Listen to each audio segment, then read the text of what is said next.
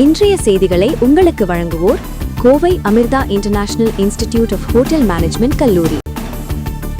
துடியலூர் கிழக்கு பகுதி 2வது வட்டக்கழகம் சார்பில் திராவிட முன்னேற்றக் கழகத்தின் முன்னாள் பொதுச் செயலாளர் பேராசிரியர் கா. அன்பழகனின் 6ஆம் ஆண்டு நினைவு நாள் அஞ்சலி நிகழ்ச்சி துடியலூர் திமுக கட்சி அலுவலகத்தில் நடைபெற்றது. இதில் திமுக நிர்வாகிகள் கா. அன்பழகன் உருவப்படத்திற்கு மலர் தூவி மரியாதை செய்தனர். திராவிட முன்னேற்றக் கழகத்தில் 42 ஆண்டுகள் பொதுச் செயலாளராக பொறுப்பு வகித்தவர் பேராசிரியர் கா. அன்பழகன். அவரது 6ஆம் ஆண்டு நினைவு நாளை திமுகவினர் பல்வேறு இடங்களில் மலர் தூவி மரியாதை செய்து வருகின்றனர். இதன் ஒரு பகுதியாக கோவை துடியலூரில் 2வது வட்டக்கழக துடியலூர் கிழக்கு பகுதி சார்பில் கட்சி அலுவலகத்தில் பேராசிரியர் கா. அன்பழகனின் 6ஆம் ஆண்டு நினைவு அஞ்சலி நிகழ்ச்சி நடைபெற்றது.